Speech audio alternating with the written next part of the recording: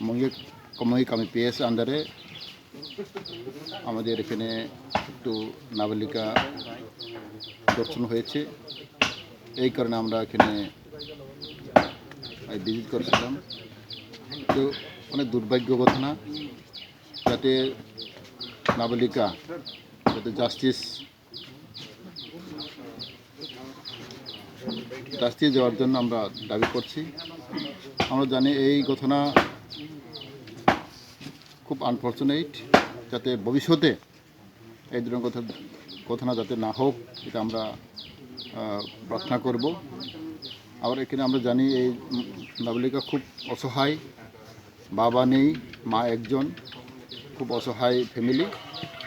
তাদেরকে আমরা সবার আমি অনুরোধ করব যাতে এই নাবালিকা আমরা সাহায্য করতে পারি।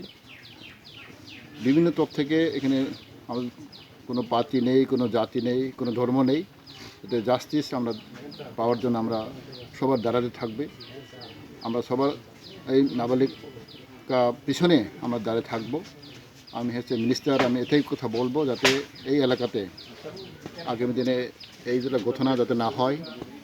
আমরা সবার এখানে সমাজ চেতনা থাকতে হবে, আমরা একতা থাকতে হবে, শান্তি বজায় রাখতে হবে।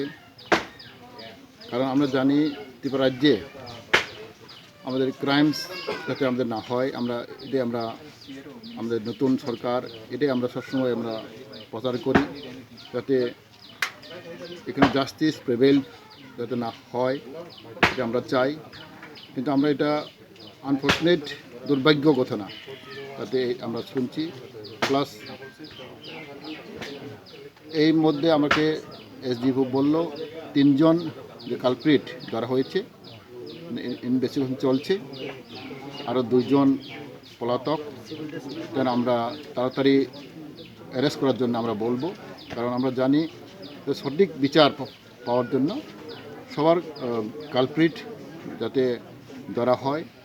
আমরা জানি এখানে 5 জন কেস হয়েছে, 5 জনের 3 জনে আপাতত অ্যারেস্ট হয়েছে, 2 জন পলাতক। আমাকে বলল যাতে এই 2 জনকে যাতে তাড়াতাড়ি ওনাকে অ্যারেস্ট করার জন্য আমি বলবো। আমি ধন্যবাদ দেই আমাদের প্রশাসন, পুলিশ প্রশাসন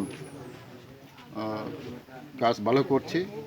কিন্তু আমরা সবার এখানে এলাকার জনগণ আমাদের সবার যাতে এই এলাকাতে যাতে পুলিশকে সাহায্য করে, এটা আমরা চাইব। কারণ আমরা জাস্টিস সবার এখানে চাই। এখানে কোনো ধর্ম নেই, পার্টি